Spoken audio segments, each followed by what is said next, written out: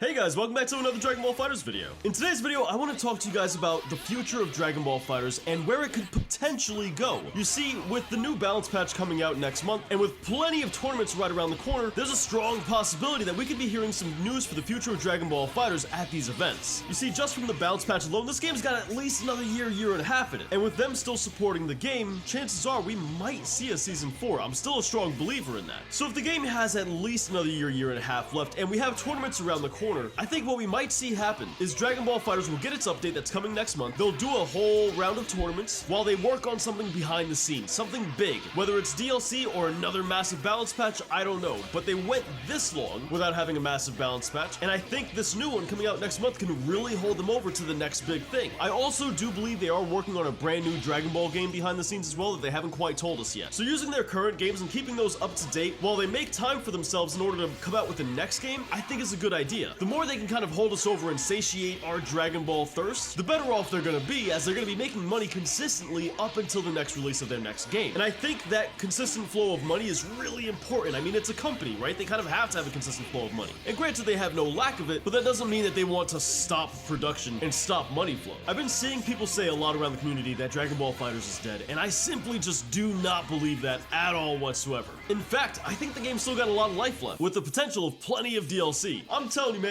they could come out with Hercules DLC, which I know not everyone's on board with. Once again, Super Buu. They can come out with Oob. They got Pan on board. Super Saiyan 4 Vegeta, Goku, Bergamo, Dispo, Topo, Tapion, Deborah. Like, the list goes on and on and on. They really have a lot of characters that they can fill up a whole new DLC roster with, and that's money on the table. But something that I want to kind of bring to light here is that Bandai Namco loves to go ahead and cross-promote what it is they're doing between their different projects. So for example, they come out with a Super Broly movie, and it's a new version of Broly that we all absolutely love. And what do you know? We get a Super Broly DLC for Xenoverse and for Fighters. They have the Tournament of Power, and what happens? We get Ultra Instinct in pretty much all the games as well. Now, with the anime being absent for a while and the manga continuing on, we're not going to have characters from the Moro arc or the Granola arc make a sudden appearance in Dragon Ball FighterZ, because they're probably going to wait for the anime to catch up to all that stuff. But Dragon Ball is coming out with a new movie, and it's possible that the characters we see in that movie make an appearance in Dragon Ball FighterZ as DLC. Now, once you introduce new DLC to Dragon Ball FighterZ, this means we're potentially going to be getting another 4 or 5 DLC characters as well. And I do think the game is definitely worth giving another round of DLC to, especially if Xenoverse got as much DLC as it got and Kakarot is receiving the love that it's getting. Then Dragon Ball FighterZ is definitely capable of getting another DLC. And at the end of the day, Bandai Namco is the publisher of all of these games. They're the ones who say what DLC gets put out and what DLCs they want to come out with. So if they've already shown with their previous games that they're willing in order to mash out DLC because they know people are willing to buy it, then it stands to reason they'd follow through with their track record and come out with more DLC for Dragon Ball FighterZ, extending the life of this game overall. And this could really help them hold us over until they're ready to go ahead and release the next big thing on their plate, like a new game entirely. But dudes, that pretty much wraps it up for today's video. If you want to stay up to date with all the upcoming news for Dragon Ball FighterZ, subscribe and become part of this beautiful community. And watch this video next. Thanks for watching.